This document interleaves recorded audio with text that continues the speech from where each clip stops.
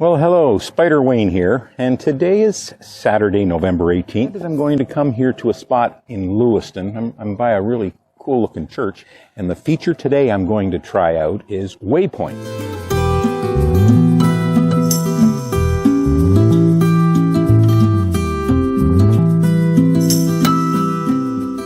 And I'm going to take the drone up, fly around, just a fairly short flight, fly around Lewiston a little bit.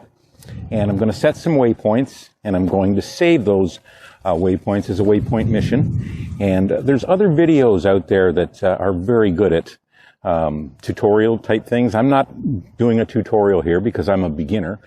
I'm going to send the drone up and run that saved waypoints mission that I just saved. And the beauty of that is that video will look like I know what I'm doing and that I'm flying it very well.